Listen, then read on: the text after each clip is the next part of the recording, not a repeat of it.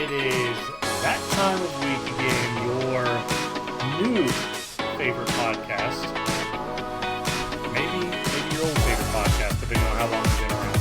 But we are into week 7, episode 7. I am Jay Chadwell. With me, as always, Logan, the amazing Spider-Man. Don't let him walk out on you. Hey, Slip. I'm guessing that's getting edited out. No, I think it's phenomenal. By the way, I just now thought about it. Do you remember when I was doing that project in college for one of my broadcasting classes? Oh, yeah. It's one of the funniest moments of all time. I think you should put it on... Yeah, I think you should put it on this YouTube channel. I have them. I think I should. Yeah. Yeah. Yeah. So anyway, episode 5, our fastest growing episode to 60 on streams on YouTube, which is awesome, which is also our highest views now. Which even with you putting out very few clips, I mean, don't even worry about it. Even though I think that's the biggest driver. I'm sure I repeated that to you multiple times. I know, I gotta get on TikTok. But episode 5, our fastest to 60, and its closest to 80. Hey, we gotta listen. If our audience ever if our audience ever becomes the TikTok generation, I failed. I failed. Like they will never like me under any circumstances. Brooklyn's your biggest fan. Well, besides Tracy. Brooklyn's 5. your second. She's 5. She's not TikTok generation. If I have it my way, she will never have. You know, I've never had an Instagram. I'm a very chill social media person. Like very chill. You bring out the butterfly in me for some reason. Episode 6 was our fastest episode to 30. We apologize that it was late. Obviously, we're back on track now. And I got support invited to a podcast next Sunday. So, dude, it's because you are the sell of this podcast. Well, you've already been on it too many years ago. To talk about. Jake does a good job. Yeah, no, I'm actually really excited. If anybody wants to see what I'm actually like when I'm not playing this character that I play in the podcast, that's what I think I'm going to aim for with Jake. I want him to interview me like Charlie Rose. I guess I am interested in what he's going to interview you about. Do you know? I asked him, and he was like, these topics. And I was like, dude, if you ask me about sports, you're going to ask me about sports today. And I'm going to be like, yeah, I didn't do it. I didn't watch anything. Yeah, I didn't watch anything. I have become so disconnected from anything outside of NBA basketball in my older age while still knowing more than your average person. It's really a miracle.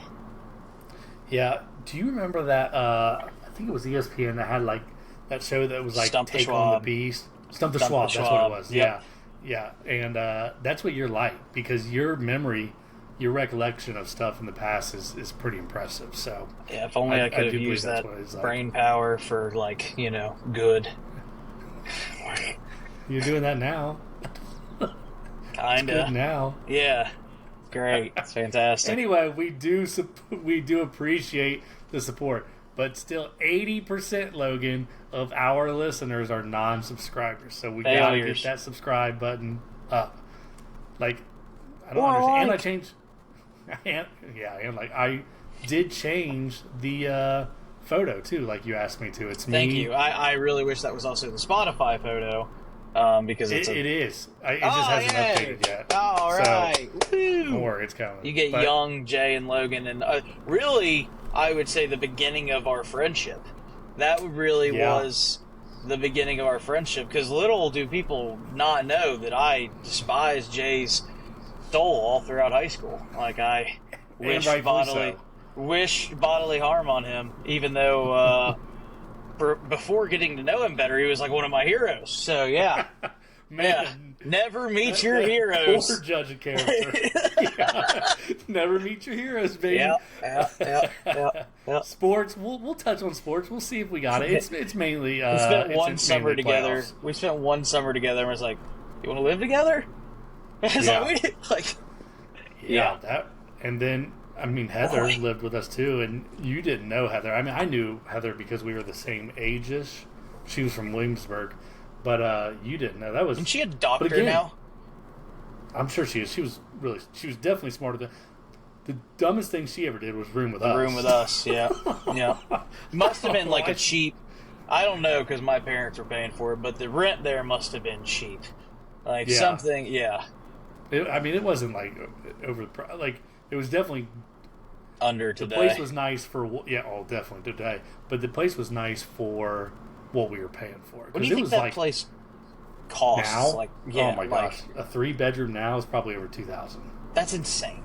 That's literally psychopathic, yeah. You know, Meg and I are moving back, looking right now, dude. It is cheaper per month to own a house than it is to rent. Oh, right now. Why you guys in the short term don't just move into your parents' old place until they sell it? Like, you could be gone today. You could be gone out of that place. You could put that on the market. We could film in your dad's old office or in the basement. I bet it's got good acoustics. The basement has great acoustics, and I'm sure it doesn't anymore. But it had that like that state championship banner. That would be a cool background drop. Here we go. Yeah, it just brings up bad memories. I know. I was gonna say I didn't have anything to do with that, and you're mad at me for it. But whatever. Oh no, I'm mad at you for.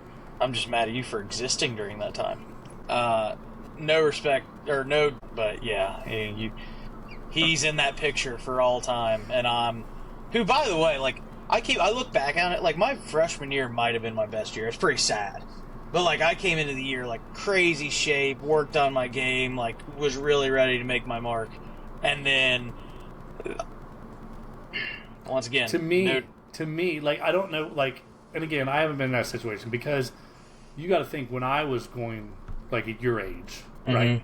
It was always Georgetown chokes in the districts. That's all it was. So it was no like I wasn't trying to make a roster spot on, and like C. Schultz and the boys, they just graduated, so they graduated a ton of their scoring at that point. Yeah, I had no delusions of varsity. Let's make that very clear. What frustrates me. And I'm going to blame Jared Young, and I tell him to his face.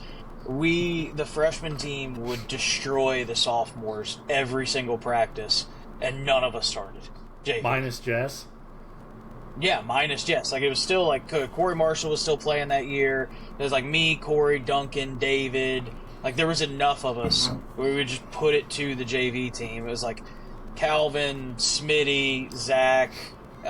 like Jacob Day, Sean, Jordan. We would just put it to those guys every single practice. I think that we need to get probably somebody on that team on this podcast within the next couple of weeks to try to confirm that story. There's not a single one of those players that I'm not better than. And I would tell them to their face. I was like, yeah. Anyway, what I was saying is like it was such a different feel because you were coming into a program that we were just 22-2 the year before. Like that's something that people don't remember as well. It's like we only lost one game the previous regular season, and it was the first game of the season. So we went 22 wins in a row. So I was coming on like the freshman, me, Corey, you lost Isaiah. To Ripley? No, it was, at that time the Holiday Classic was the first weekend of the season. We lost to Western Brown. Oh, okay. Yeah. All right. Yeah, so we lost to Western. It was the first. When I was going through, it was always the first My first game weekend. was always Ripley. Because I remember. Yeah. Wait a minute. I thought. No, wait a minute. My senior year. Oh, we your played senior Ripley year first, changed. I was going to say. First time. Because Jess has the goose egg. Yeah, that was the only time Jess didn't score. But that was the first year that the Holiday Classic wasn't at the very beginning. So anyway, like I was coming in, me, Corey, and Isaiah were coming into this team that had just lost C. Schultz. There was a couple other guys on that team, but C. Schultz was like the main scorer, obviously. Like we were coming on to a team that realistically needed us to be ready, even if we weren't. And some games we were freshmen. I mean, some games we really weren't. So, you guys, and Jess, obviously Jess was a different animal, but you guys were coming into a program that you didn't have to do that right away. So, again, it was different because then you were, like, you going into your sophomore year, you had the chatter of, like, well, let's get another state championship, which we both know It was the is dumbest. so hard to that's do. the Still feel this way. Not bad. Bad's not the right word, because I've had this conversation with people, probably with you, is like, we were really good coming up. I mean, we were undefeated 4th, 5th, 6th, 7th, 8th grade. And then we were 22-2, lost in the district finals, like, where we always lose at Georgetown. And but even after that, there was no, like, chatter of, like, they're going to win state. Like, yeah, this no, team's I good used enough to. to win I used state. to tell everybody they were crazy. I used to literally. You guys are absolutely insane. Like, basically, like, it just seemed, because when you're talking about something that's literally never been done before in your. Well, we haven't won district. I mean, that was always the goal. Always. Like, going into our senior year was like, let's win district. It was never like, never go undefeated. Like, obviously, if we do, it's fine. But that was not the goal, and it was not the goal to win state. But then, obviously it happened, and, it kind of just snowballed, and you remember how all that happened. Like, it was just like, finally won district, and Houston was there. Because you guys never seemed to even blow anyone away that year. That's the other crazy thing.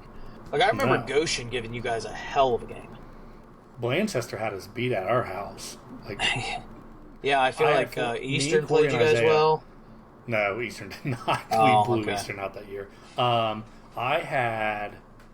that was also that was going to be our 20-0 game. Like, you guys also almost lost when you rolled your ankle, and it just, somebody always made a big play. You're like the scramble team that's like called ham and egg. Like, you guys can't like hit 2 good shots together, but like one of you will hit 1 great shot. It was like, yeah, because the Summit game was what you're talking about. When I rolled my ankle, we only won like 38-33 or something like that. Yeah, I like, just imagine made. that we won by like 5 points there. The next night out, we played Cincinnati Country Day, and that was like a 4-point game. And then we go on to win state, which is insane. Jess made a fantastic save during one of those 2 games. I feel like I joke about it all the time. It's like he won the long jump. Like the Olympic long jump. That's when you were still allowed to call timeout. Jumping in here, you're not allowed to I do don't that understand anymore. why they changed that rule, but I don't know. Get it. Yeah, It seems like a smart heads-up play to make. Yeah. Yeah, I agree. But we did not plan on going into this at all during this conversation. No, that was not. But that was not. But what I was saying on all of this, is that conversation was never they're going to win state. The conversation was they might finally win district if they're lucky, and you do have to have a ton of luck to win a state championship. You get the wrong reffing crew that doesn't match your style, you're screwed. Like right off the bat. I will never forget. Yeah, I was in the front row. I was very lucky. Katine and Joe Cropper, me and David got up there like before everybody, and there were some older people who were like, "Hey, you guys like need to move to the back." And me and David were like, "All right, older people as in like older students." Yeah. Okay. And like those 2 stood up for us, which those 2 were also big men, and like. But I was like, I'm going to die in this spot, like for the state game. So me and David, right as the buzzer for like the 1 minute left during warm-ups, and I was watching the other team intently in warm-ups. This is what game? State championship. Okay. Right at the buzzer, before he goes in, their center jumped up and touched the top of the White square. The square. The white square. Jumped up, 2-handed it. And me and David just looked at each other and was like, yeah, we don't have an answer for that.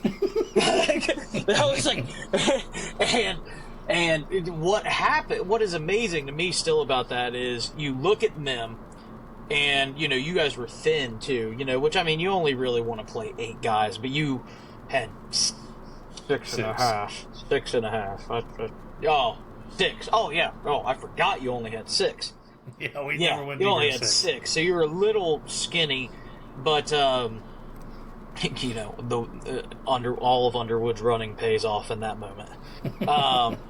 No, but, I just, common wisdom says you slow the game down. You get really methodical. You try to negate their athletic advantages and stuff like that, and the complete opposite happens. And that was like the coolest thing in the world. And I don't know whether it was adrenaline or what it was, or just that's the way that you guys were probably more comfortable playing. I would actually have to imagine. I would have to imagine. You can tell me if you feel incorrectly as a point guard, dude. Like you can walk the ball up and call a play. Nothing is more fun than getting out and running with wings in the open floor. Like that is like the epitome of what I enjoy to do. Yeah, I mean, you know how good Harvest Prep was, obviously. Yeah. I mean, they were undefeated too. Yeah. So you know how good they were, and they were athletic everywhere. Mm-hmm. But watching the semifinal game before, when we were getting ready to play Berlin Highland, I didn't want Holgate because of the style. Holgate played a very slow. Isn't that the one where they would win a game 20-24? Like maybe not really, but yeah. And it would just take you out. I don't want any part of that because we're not. As not, I'm talking me as an individual, especially. We're not disciplined enough on defense to want to sit there and play defense for 45 seconds to a minute. We just weren't. No. Harvest Prep is going to get a shot up in 10 to 15 seconds. That's what it's going to be. Yeah. So, I mean, it worked out. But anyway, as I was still saying, I'm sorry. You never had that mindset of winning state. It was always district. It just kind of happened. We won district finally, and then we got Houston for our revenge game, and then we played New Knoxville, who was number one, and nobody gave us a shot. And then it was like we're Final Four, and it's just kind of like, go out there and do it. Anything can happen at that point, kind of. Correct. But again, going into that season, not us nor anybody in town was like this team's going to win state. I'm pretty sure you guys were saying it. Win state? I never thought that. I never thought that. I you thought we were might good enough be to win district. Jess was like, we're winning state. Well, Jess was a dumb freshman. He was right, but he was a dumb freshman. yeah. He ended up being a smart freshman, but I didn't get it. But since then, and again, you went through it for 3 years, and then there was Cropper and the boys, and then there was, this team a couple years back that ended up going to the regional finals and whatnot, and I think they were decent going through junior high, but, how many other quote-unquote state champion teams have there been? Never. Which is, again, it's cool that we created that conversation, but it's almost like when people don't win state, it gets overshadowed because, they didn't win state. How good of a season they did. They had a really good season. They won 20 games. The team where Burrows and Miles and the other tall kid were the best players, they made it further than anyone other than you guys. That should be celebrated in a way, and it's like, we didn't get there. It's like, well, correct. No, but on Facebook, it was like, well, they didn't. This is like the 2007 team, going into that game, and then they didn't win, and it's like, oh, good season. They they didn't quite have. Great season. If 2007 didn't exist, you guys are the greatest that's ever. You know what I mean? And no disrespect to you, and your dad would disagree. I still think that just because of the athleticism, that Brian's team is still the best 1 through 5 or 6 that has ever come Brian's through. The best player. Oh, excluding NBA. I'm saying just high school player. Brian's the best player. Yeah. If I was drafting a Georgetown team to build around, he's who I would pick. Number one. Yeah, he's always number regardless one. of where he went. That would be a fun draft. he averaged a triple-double. I would. He averaged a triple-double. And blocks. Points, rebounds, and blocks. That's insane. But what I will say about us, and you just said it a little bit ago, for whatever reason, we always found a way to win. It's because you guys had been winning and had been playing together and stuff. That's one thing that Brian team doesn't have. Those guys didn't play like you guys did or anything like that. But when you just put their heights on the table, it's Brian's what, 6'9"? 6'8", 6'9", probably. They had another 6'7", 6-something guy. They had another 6'5". Jake Linkus is 6'5". They were very athletic and I big. agree. But who beat them? Houston. Houston didn't have. I know. You know what I'm saying? Houston was like us. So it's not it's not like we were just, size-wise, maybe I'm just talking talent. Maybe that's just what I'm talking. Which Again, Brian didn't have that. That's what I'm saying. Brian gets the 3 best of yours talents combined. I agree. So, yeah. But they still got beat by Houston, who was a team like us. Jay, I was just saying talent. I'm not saying team success. I'm just saying. I know. Yeah. I'm saying one game they got beat by Houston. That's where they got beat. So you can't say I wasn't Brian's more coach, talented. and I know Tim was. So if I was their coach, we win state. I heard there was a play that or Jake Linkus said that your dad was like, it's not true, that they would let their man go by them so that they could get to Brian. He would block it so hard that they would take off. Yeah. Yeah. Probably true. I think that sounds completely true. Why wouldn't you? Yeah. Oh, here comes, whoever they played at Lynchburg's 5'6" point guard getting into the lane. See ya. That's just smart basketball. But yeah, we have sports, obviously more than Georgetown sports. Yeah, that was not a plan. I got a new game for you. We're going to try a new game. Okay. Our random silliness, blah, blah, blah. We'll start with NBA playoffs. The Timberwolves, as of now, are the only team that has moved on. Obviously, a couple teams are right there. I'm getting a timeout. Is this media timeout or is this from the coach? This is me interjecting because I'm like Charles Barkley. Like, Barkley is the show, right? But he jumps in whenever he wants and he talks longer than he should. And I was like, yeah, just call me Chuckster. 1, 2, back to 1. 1, 2. It's not 1, 2. 1, 2, back to 1. Yeah. So, yeah, man. So, I saw a statistic today, and I didn't realize how great Ant was because I don't feel like he was this good in the regular season. The Suns, I never thought had a chance. I'll be completely honest. But, I mean, they still have Kevin Durant. To interrupt your interrupt, I'll give you credit because Booker had 49 or something like that the other night. Yeah. And they lost. And you said that. Booker's not. I would have to start and go down the top. People who actually affect winning, he's not a top 15 player in the NBA.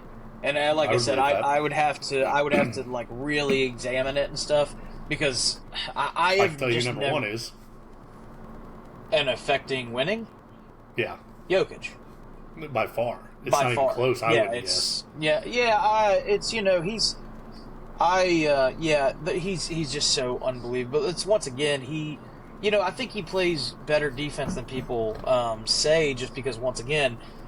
He lays back. He doesn't foul. He's very smart about how he plays. It's like Karl Anthony Towns can't stay in a game. He just gets he has to be. He has to be the most skilled, smartest player. He can't exert a whole lot of energy all the time. It is really interesting, dude. So I think that people miss things in the moment. That's his 3rd MVP, right? Yeah. Or 2nd. Second. He should. I think second. It probably should have been 3 in a row. I think the media really misconstrued and when Embiid won last year for a multitude of different reasons, and he backed it up by what did he do win the championship? Now, Jokic won 21-22, and Embiid was last year. Yeah, and then he won it again this year. Yeah. So it's the 3rd. My point is, if they win a championship again, if they go back to back. If you look up a list of players who are 3-time MVPs and 2-time champions, the list is like the 10 greatest players of all time. Yeah. And actually not everyone in the top 10 because like Will Chamberlain is not in that group, right? Like there's some fantastic players that just didn't do the winning. And it's no one I don't think that doesn't like really love and know basketball would ever put Jokic on that level, but his accomplishments put him very close. Like, and that's kind of my thing. Like, he just, he's always going to be underrated because it's the similar reason that Tim Duncan is slept on. In my opinion, Tim Duncan gets slept on. It's like he's a 5-time champion. You think he did that by luck? And it's like, people are like, oh, the 4th one, he was not even the best player. It's like, it doesn't matter. You set the tone, you do everything. Which, by the way, My team was definitely better than yours in the draft, like 100%. Didn't sound like it. So, I think people, like, once again, because I'm such a big at your peak guy, well, peak Kawhi Leonard is maybe the best defensive wing we've ever seen. He's definitely in the top 5. And peak Kawhi Leonard was also the number 1 offensive option on a championship team. Yeah, but he also, like, just because he was peak or number 1 option for that championship team doesn't mean he was phenomenal. I would never put him as a phenomenal scorer ever. He's a 25 a game.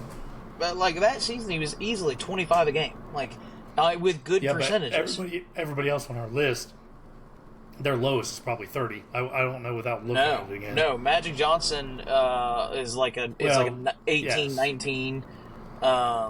Tim Duncan probably wasn't very high above 25 very often. Very often, but you're talking peak. Yeah, you're not wrong. You're not wrong there. But yeah, he definitely was. There's that old clip when they're playing the Heat, and LeBron subs in. He's shooting free throws, and then literally hears the horn go off behind him. He looks, it's Kawhi Leonard, and he cusses because he's mad that Kawhi is coming in to guard him. And this is peak, tippity top athletic, the best that he's ever been, LeBron James. No steroids. Yeah, he was in Miami. There's steroids in every corner of Miami. And against a Kawhi Leonard who's just coming into his own. Like, that should tell you a lot of something. And I'm not saying shut LeBron down by any means, but, I mean, LeBron is a very tough matchup, obviously, and he, at LeBron's peak, pissed LeBron off. Like, you know what I mean? Yeah, he did. So, I mean, it's obviously he did a good job. He has one of my favorite buzzer beaters of all time. Oh, you're talking about? Time. That's the same season, by the way. Yeah, I know it is. But it's such a, like Jordan's last shot for the Bulls is obviously number 1 for sentimental reasons or whatever else forever. Yeah. I forget, was it Harris who went to go shoot a half-court shot, got it knocked out of his hands, regathered it, and shot it again? Was that Harris? Yeah, that's one of my favorite buzzer beaters of all time too. But that Kawhi is like top 5. Like it just sits on the rim for so long. It feels like, it's a game 7. Yeah, like the shot either goes in and you win, or the shot goes out and you lose and you go home. Or were they overtime? No, that was. I think it was. I think the score was tied. One of the most underrated, and like I lost my mind. It was one I got to watch live. Was Curry. It was the Thunder regular season game where he got his ankle demolished. Like, he was laying in the stanchion, and Westbrook comes in and lands on his ankle, and I was like, oh my gosh, it was a 73-9 year. I was like, oh my gosh, Curry's done. And Curry that year was... he was the greatest, like, offensive player I'd ever seen that season, right, to that point. Yeah. And he comes back after that, and it's this great, fantastic game, goes to overtime. Westbrook is being guarded by Thompson, puts up a brick, shocker, it's Russell Westbrook, rebounds with like 8 or 9 seconds left, and Mike Breen's call is just so amazing. Is that the double bang? Oh, yeah. They're wearing the black jerseys. I was in a David Buster's, and we were leaving, and I noticed what was going on with the game, and I'm like, hey, we're going to sit here for a second and watch the end of this. And it was like winter time, and I had like a thick winter jacket. And Curry, they have a timeout, decide not to use it. Curry from way downtown, bang, bang, Steph Curry. Dude, I literally took my jacket off and like whipped it on the floor like in excitement, like twice, like the only person in this David Buster's that gives a damn what is going on with that game, and I was losing my mind. Like, that is one of the coolest. And we decided, like, I'm gonna marry that guy. I think in 2016, we were already married. That's when she decided I'm never going to divorce that guy. Yeah, that was the moment. Actually, that was it was prior to that, so they had one of the real life shootaways. And once again, remember I said that there was a time after I graduated where I really got back into basketball and got a little bit better. My shot was very good at that time. Yeah. So they had one of those real time thing, and this group of younger kids gathered around at one next to another one, and they'd been there the whole night, and I hadn't been able to go play. And it's one of the coolest things in the world when you're shooting and you're starting to get hot, and you're getting hot, but then all of a sudden, so I'm getting hot on this, right? And this group of kids, I just hear it, and it's like, oh man, look at this, look at this kid shoot. And I'm like, I got a little hot off that energy, and I'm just like, literally by the time I finished, I got mugged by 7 guys, and they were like, and I was like, yes, I'm here. Calm down. Thank you. Yes. I know it's not what you expected when I was in jeans and a V-neck, but I'm here. Don't let the outfit fool you. Don't let the outfit fool, dude. It happened to me at Kings Island one time. I was trying to win a prize for on the 3-point contest thing. Wait, and I was in. Were you trying to win it for a girlfriend? Yes. Okay, never mind. I don't even want to know who. It's okay. It wasn't Emily, I guarantee that. Nope, wasn't Emily. I won the prize, by the way. So, I'm in sandals, swimming trunks, and a tank top, right? Thong sandals. If you ever catch me in that again, kill me, okay? So, my first shot, I'm pretty sure I airballed. And, the attendant started, cracking up and, making fun of me. And I was like, you mother... And I got in, once again, I just got hot, give me the biggest prize. I was like, laugh at me now. Don't let the thong sandals fool you. Don't let the thong and the tank. It wasn't I can just do this in jeans and a tank top, or jeans and a V-neck. Jeans and a V-neck, baby. I can do it in jeans and a V-neck and thong sandals and a tank top. Do you not find it crazy that the 2 greatest moments of your basketball career are from crazy outfits? I didn't name number 1, but I'll keep that. Was it Goshen? Goshen's a top 5 for sure. Goshen was pretty cool. No, actually, the proudest game that I ever had of myself, I think I had 11 or 12 assists in the Holiday Championship and no turnovers. And there you go. Yeah, Fayetteville was playing a zone, and I was just like, if you're going to play a zone against me, I'm going to just destroy you, because I'll just pass the ball. I know how to get out of this. And yeah, don't ever play a zone against me. I will destroy. And yeah. You ever feel like, obviously, I had a really good class. Even the guys that didn't play, I've always said Clinton was such a huge part of our state championship. Just because he came in and accepted his role. And you and I know as coaches, if you have kids that accept their role no matter what, it makes team chemistry and team cohesiveness so much better. And Clinton is by far the best I've ever best teammate, or if I was coaching, best I've ever seen at that. He was just a phenomenal person and teammate to do that. But yeah, obviously the 3-headed monster for that senior class was me, Corey, and Isaiah. Do you ever think about how good you guys could have been if Steve Mason and Corey Marshall would have kept with it that whole? Again, how hard a state championship is. No, and obviously. I still don't think we get to that. I think you could have been a regional team pretty easily. I still don't think we get to that. I think they bring that. It is just different though, because everything changes just a little bit. The way that expectations are and the way that everybody sees everything just changes a little bit, because we lost those guys. I never thought that we would ever do anything. I just never. So it's almost like it is kind of the world that you set. It's kind of like, if we're not winning state, what are we doing? Literally, right. That's kind of the mindset that I had. Dude, I don't know if I've ever told you this, but I had real conversations, and Jess had to talk me into playing my senior year. I did not want to play, at all. I had just had enough with basketball. For the fear of failure of state, or just burnout on the sport? I wasn't. Yeah, but that was a conversation. Like, I remember I was in, like, they had that room with the treadmills, and, like, I'm on the treadmill, and Jess was like, so you're coming to conditioning, right? I was like, dude, I really don't want to play.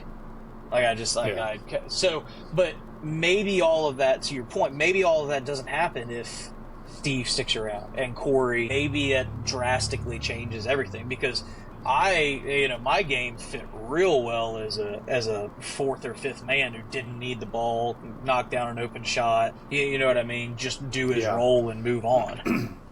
Yeah, and obviously, just by nature of who those two are, you guys would have won more games. So maybe that Corey grows the pressure, but maybe it doesn't matter. Dude, Corey's one of the most talented basketball players I've ever seen.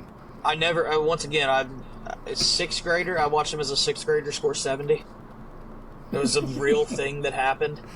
We were playing zone, but the other team was just very, very bad too. And he just kept getting steals. So layup.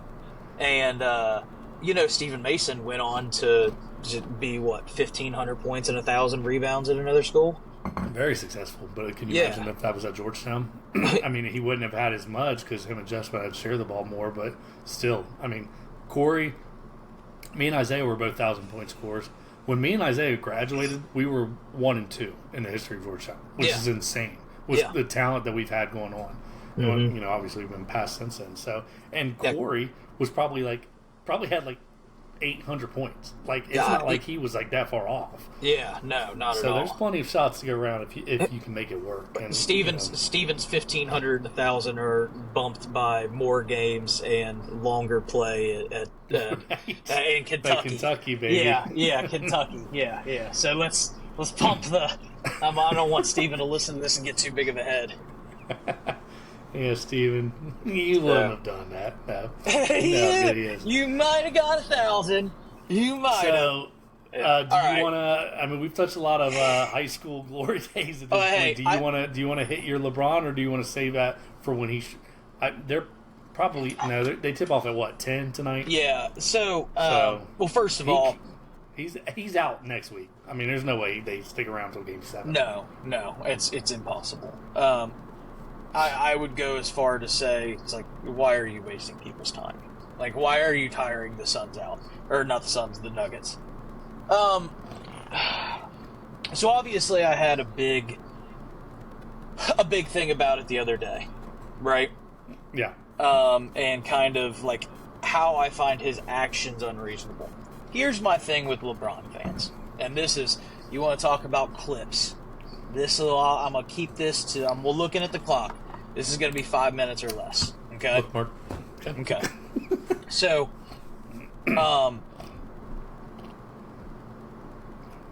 having come into the league as an 18-year-old and doing what he does and living up to all the hype is amazing.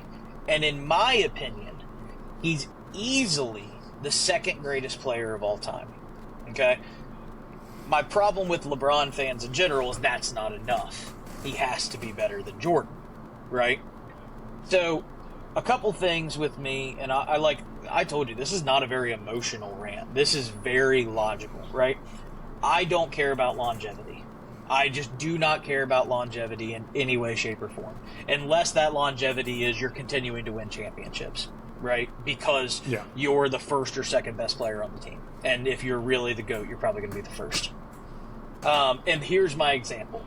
If Wembanyama this year had come into the league, averaged 100 points, 50 rebounds, they went 82-0, won a championship, okay?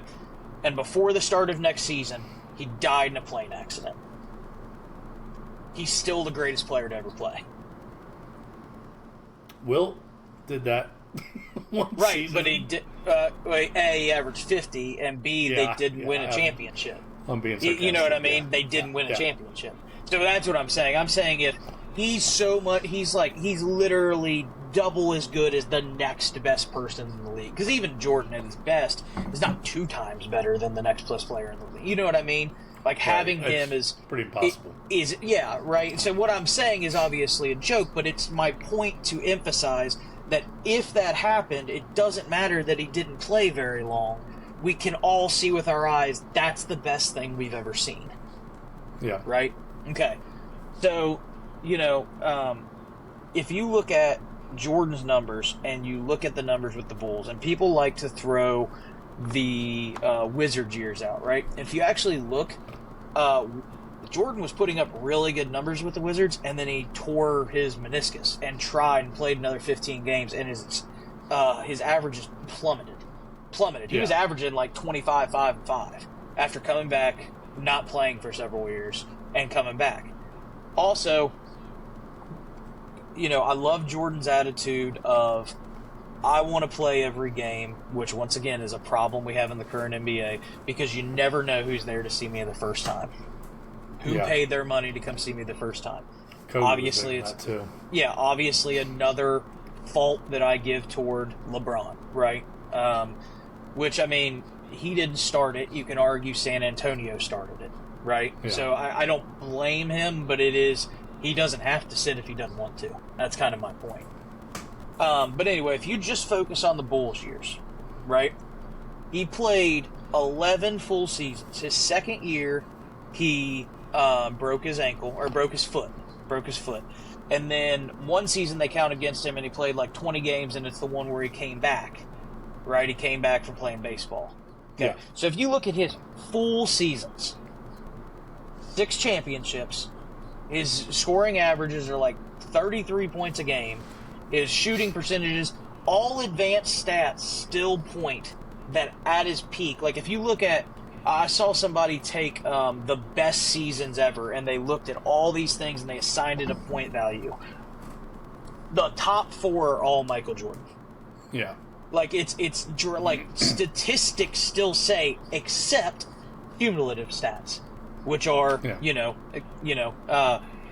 so if you look at almost every great player throughout history, and they're considered to be the best player in the league, and you look at how much they win versus how long they played, LeBron, and it's only hurting him the longer he plays, has one of the worst championship seasons to years played. Which obviously, once again, he has a ton of years played, but if you're going to take a accumulation of championships for him, that still counts against him, right? Because he's had many more opportunities to win. And there's people out there who still think, even though his time in Los Angeles has gone, missed playoffs, bubble ring, missed playoffs, first round exit. Like, right? Like, he wouldn't even potentially have been in a couple times if it wasn't for the play-in. So for the last 5 years, he's completely irrelevant except for one time in the bubble. Now let's go through LeBron's championships. Okay? First of all, he leaves Cleveland, which I hated. I understand why he did it. We've talked about player empowerment and a lot of different other things, so I don't need to follow up on that. He goes to Miami and has one of the biggest colossal choke jobs of all time against the Mavericks. Right? Like, the best player in the world, and completely the mental fortitude was just gone. Absolutely terrible, inexcusable in my opinion, right? Also, I don't count getting to the finals as anything good, because in the NBA, the best 2 teams don't make it to the finals. For example, in 2017, the Rockets took the Warriors to 7, and the Warriors swept Cleveland in the finals. Like, the Rockets were better. You know what I mean? So getting there doesn't matter, in my opinion. Yeah. The second title he won, if you look up the average age of the Thunder, it's literally like 21, 22, 21, 22, 23. Kendrick Perkins, who's the biggest plate of hot garbage I've ever seen on a basketball floor, was 25. And as an analyst. Analyst, worst. I can't believe he gets paid to do that for a living. Unbelievable. 25, right? He beat a college team. He beat a team that was there way in advance. By the way, still with a stacked team on his hands, right? You get to Spurs championship 1. He misses the shot to win. Gets bailed out by Popovich benching Duncan. Yeah, what was that? Bosh got the rebound. It's not like he got the rebound. And Allen makes the shot. There's nothing about that is his win. And people was like, oh, well, Jordan passed to Paxson and Steve Kerr. It's like, guess what? If they lost, if they miss those shots, they just go to Game 7.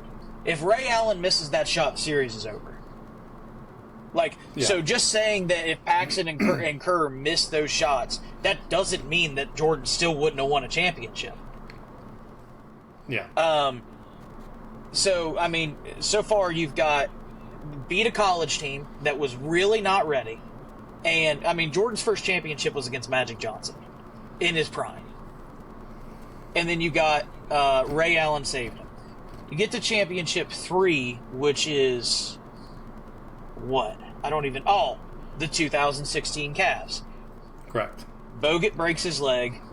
Clay had a knee contusion from game 2. Draymond gets suspended for a game in the NBA Finals, which if you've watched anything Embiid has done this series against the Knicks, everything he's done makes that look like a joke. Iguodala was having back spasms, and Curry's knee was the size of a tangerine. And still, yes, he got a very nice block. Was not the offensive weapon to put it away. Who made the shot? Kyrie, right? Yeah. So it's like, all right, yeah, they're banged up. You got that one. Still took 7 games. It's all right. Then is irrelevant for the longest time, and ends up. I'm not trying to say it's not more challenging to play when there's opposing fans there, and that players aren't depressed and just looking to leave at every turn. But every great player that I've ever heard talk about the bubble says it's a Mickey Mouse ring. Okay? Yeah. Oh, and by the way, has to give up a slew of picks and future All-Stars to get Anthony Davis. Now, I will say, and just, No, just go ahead. devil's advocate, a lot of people that were in the bubble did say it was mentally very challenging. I'm not saying you're incorrect. No, yeah. Saying with the fans, but I still think you win. But I do understand what you're saying. Yeah. Well, let's put it this way: why did they suck the next year and the year after that and the year after that? And the team didn't really change. It's LeBron and AD. That's the 2 big ones, right? Right. You're literally either you're a first round exit the next season. That doesn't, you know what I mean? Right. So he gets 4. That's it. When you combine in the fact that, in my opinion, a lot of his championship runs are weak, in my opinion, and the caliber of players that were his teammates. People like to make it seem like Scottie Pippen's not a top 50 player of all time. Scottie Pippen might not be a top 75 player of all time. Scottie Pippen was a very, very, he's, you wouldn't take T-Mac over Scottie, or you wouldn't take Scottie Pippen over T-Mac, over prime T-Mac. You wouldn't take him over, there's not, before you get to Scottie Pippen, Dwayne Wade's a better player. Kyrie Irving, you're looking at what he's doing now, arguably a better player. Anthony Davis, probably a better player, probably impacts winning. And then you talk about the 2 and 3 men. Jordan's first three-peat, his third best player was Horace Grant. Right. And then you're talking about Kevin Love, and then everybody likes to say, well, LeBron makes all his teammates better. It's really? Because there's so many guys that I only see get significantly worse when they come play for LeBron. The players that he makes play better, and also, in my opinion, LeBron does not have the offensive versatility, and people are going to freak out about that. He can shoot, he can do all this. Jordan played off the ball, bro. Jordan played off the ball. LeBron falls into the same garbage that you see with Luka Doncic and James Harden, where I'm going to get a pick so that I can try to get a switch on the worst defensive player on the floor, and then I'm going to attack. And then I'm going to create a mismatch where then I can kick out. Yeah. Not to mention, also, his rebounding stats didn't get this good until the league got smaller. When you're playing power forward, you're supposed to get a lot of rebounds. You know what I mean? There's so many, and the game got faster, which means more possessions, which means rebounds. More missed shots, more rebounds, more actual points. It's why every statistic, and people just look at the counting stats and want to say, it's look at this, and you're to me, like, his stats today in 2024, I'm sure he averaged like 25, 7, and 7. It's a 24 and 4 20 years ago when the game was this much That's why slower. the per 100 possessions is such a telling stat, I feel like. Yeah, per 100 per 36 minutes, that stat too, because that's the stuff I always look at. But yeah, I think people, once again, his dominance came at a time when the center went away. The greatest center he ever played against was Dwight Howard, who was like 6'10" maybe. It's like it's a little bit different because his size and athleticism were such an advantage. If he's going into the paint against Shaq and David Robinson and Ewing and Mutombo and Olajuwon, I was like, this is all stuff. And you look, by the way, my pick on Olajuwon on our greatest teams, you look at that, he wins immediately after Jordan's gone. And by the way, beats David Robinson and Shaq. Yeah. Anyway, when you consider the statistics, Young the Shaq. weakness of his runs, the fact that he has literally less accomplishments than Jordan in 21 years than Jordan's 11 with the Bulls. Yeah. Like, he's never had a season where he's been significantly hurt and missed time. Like, I just don't... People, Michael Jordan was watching First Take or something like that. And, I mean, he was wrong in this case, right? And he was watching First Take, and he saw them saying that Tom Brady's better than Joe Montana. I mean, Tom Brady ended up being better than Joe Montana. This was from many years ago before Brady won. And he was like, see that? That's ridiculous. Nobody remembers. We all have the worst case. Jordan's 3-year final run. This is my last point. Jordan's 3-year final run. He averages a 33-point triple-double versus the Lakers. The second year, that's Portland, right? Mm-hmm. I don't even know what it was, but it was ridiculous. The third season, and in which, in my opinion, is the greatest that anyone's ever been. When I point to Jordan's peak, I point to 93, right? 43, 9, and 7 in the NBA Finals. Yeah. In 6 games. It's not like you won in 4 games and just happened to have 70 in one of them. 43, 9, and 7. And that Suns team was loaded. So, yeah, they were. And Barkley was... Dan Marley never gets credit for... No. But Tom Chambers is on that team, and Tom Chambers is an all-star. He's past his prime, but he's a former all-star. Kevin Johnson's a stud. Like that team was loaded. And Jordan... 43, you average 43 points in the NBA Finals. Yeah. That's that's so far and above anything that, by the way, in that era where you stopped at 100, 43% of your team's points, not counting assists. Yeah. Like today, if you get 50, right, the average scores, you're scoring 120. That's only 40% of your team's points. Right? It's just, I went 22 minutes on that, or 17 minutes, so I'm sorry. I knew 5 minutes was a stretch. Yeah, I just started going, and once again, it is not a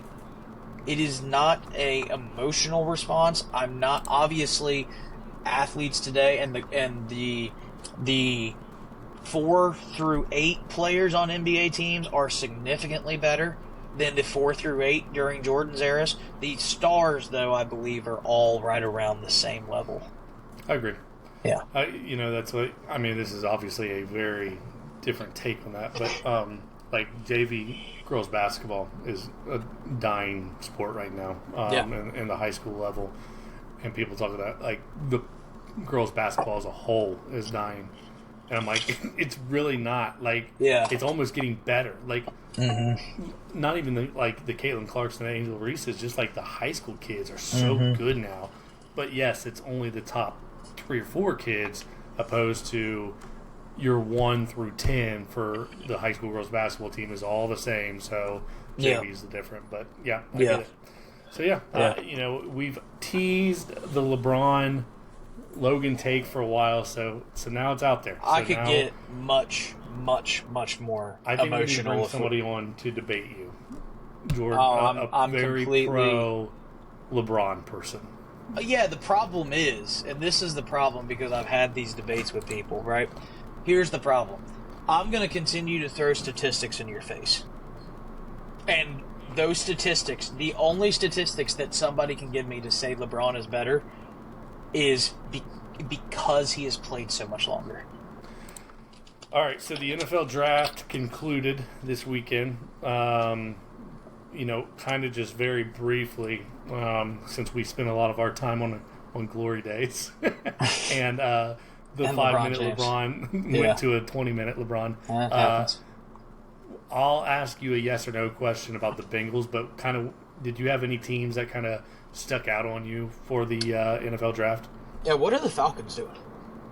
You just signed Kirk Cousins, and unanimously probably the worst pick in the draft. You pick a guy who's had 2 blown ACLs already. He's going to be about 29 by the time he starts for you because he's on that Joe Burrow syndrome of being in college for 27 years. He's Van Wilder of college football. And, yeah, I didn't watch much. I know how it went 1, 2, 3. It was kind of set in stone and everything like that. How did the Bengals do? Tell me, because I literally don't know. Just very briefly, just to touch on yours. Yeah, they Penix, or however you say his name. I don't know how to say his name, but I didn't understand it with getting Kirk Cousins, unless you think like they're going old school. Do you remember when the Bengals drafted Palmer and then sat him behind Kitna for a year? Yeah. Which, I mean, that's something that's also worked with Brett Favre and Aaron Rodgers and Jordan Love. Correct. But listen to everybody you said. That's been 10 years ago when all that stuff was done. So, Mm-hmm. I mean, Jordan Love was more recent. But, it doesn't feel like that's the thing. It feels like if you're a first-round quarterback pick, you got to be ready to go. So, yeah. I don't understand the Falcons pick on that. The Bengals, obviously, they picked Mims with their first pick. So, we got a offensive tackle we're from trying Georgia. to protect Joe! There you go. So we got our offensive tackle, and then, we went D-line, we went O-line, we got some corners and D-backs, a couple tight ends, and another wide receiver. So altogether, I felt like we hit the spots we needed to hit, but they did take Mims. And Mims has won, I think George has won 2 in his time there, 2 national championships. So knows how to win. Between the signings of the past 3 years, you really think that this is going to be a protective wall for Bengals. And I think with, obviously Higgins, this is going to be his last year. Hendrickson, it's going to be his last year. I think this is this almost has to be the year to do it. Because to what you're saying, contracts are going to start needing to be paid. Coming off a quarterback who has been banged up for a long time. With an unhappy locker room because people aren't getting paid. So with that offensive line, yeah, but you can't be mad at Joe for getting paid. You got to be mad at management. Man, I've always been the guy that it's what is the difference between $30 and $50 million? 20 a year. Yeah, cool. You have $30 million, never want for anything again, and if that extra 20 a year, by the way, gets me more championships. If you had just asked Joe Burrow before he got drafted, right? How much money would you pay to win an NFL championship? Yeah, that is an interesting question. So, okay, let me ask you this. Let's say you are Michael Vick. Okay, yeah. You are coming, and you're in this era, and you're coming to your contract. So, Michael Vick is Logan Hayslip. How much minimum, what is your price line that you would play for, knowing today's outrageous contracts? Is it my first year in the league? No, I'm saying your rookie contract's done, you're signing your first big one. Joe Burrow did. Same scenario. I know, but what I want to see is how much you got paid on your rookie contract. This is my interesting question. So who was the number 1 pick this year? Caleb Williams. Caleb Williams contract. Okay. So 4 years. He gets a signing bonus of $25 million straight up front. So he's taking 12. He's taking 12 home after taxes, paying his agent. So he's got $10 million, right? So you think he only gets 50%? I was just factoring in some other stuff too. Okay, but you know what I mean. But for example, let's just look at my Nike contract. Whose Nike contract? I was looking at Michael Vick's. Oh. Yeah. Because that's the thing that people also don't factor in is...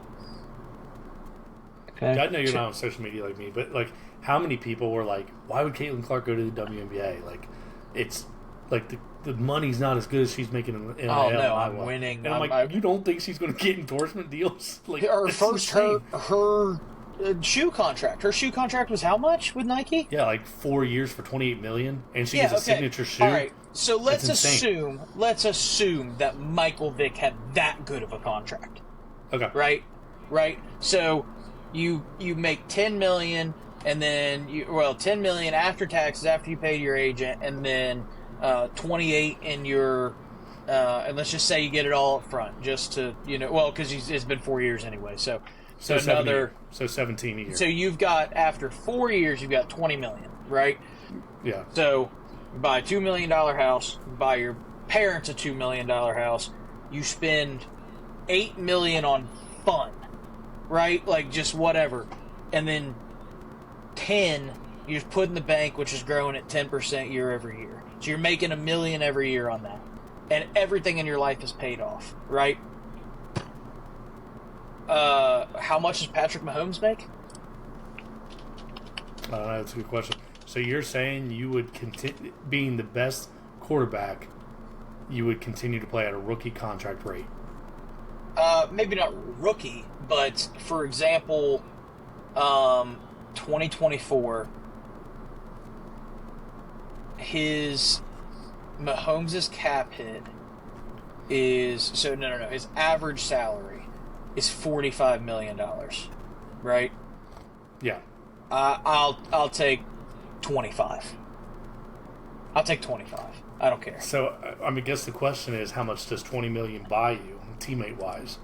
I mean, that buys you a really good wide receiver, or does it? Well, no. Hold on. Trenches. You're talking $20 million a year. There's no wide receiver getting paid $20 million a year. What did the dude just sign? Receiver contracts. Are you looking at the highest wide receiver salary? Yeah, contracts and stats. The highest. Yeah, Tyreek just signed a $30 million a year. Yeah, the highest is Michael Pittman Jr. at this cap number. Tyreek's 30. So, yeah, I mean that man tees at $20 million. Now, is that per year? Yeah, that's an annual contract.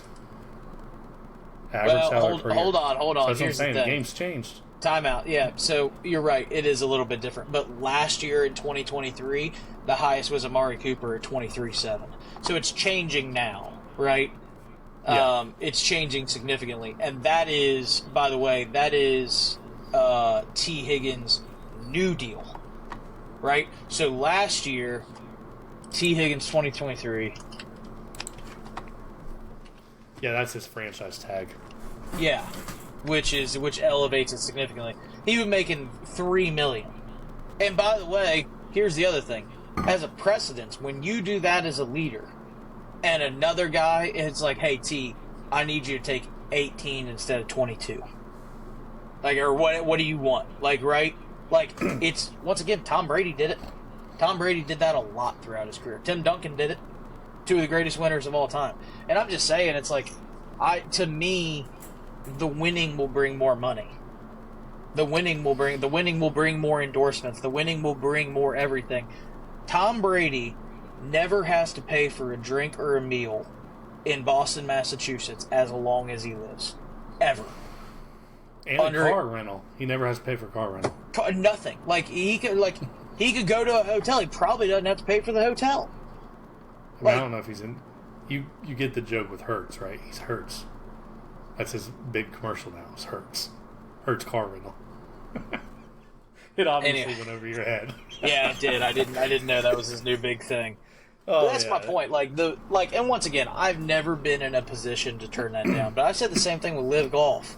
It's like, Phil, you've already made $100 million. Yes, you've gambled 90 of it away. You can live. We won't do that.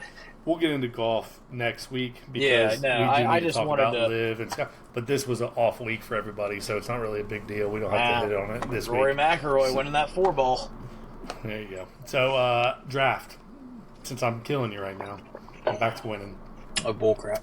Here's what I've realized: our most interactive drafts have been just nonsense. Candy Bar has been our most interactive draft on Facebook. It's home with by people. far.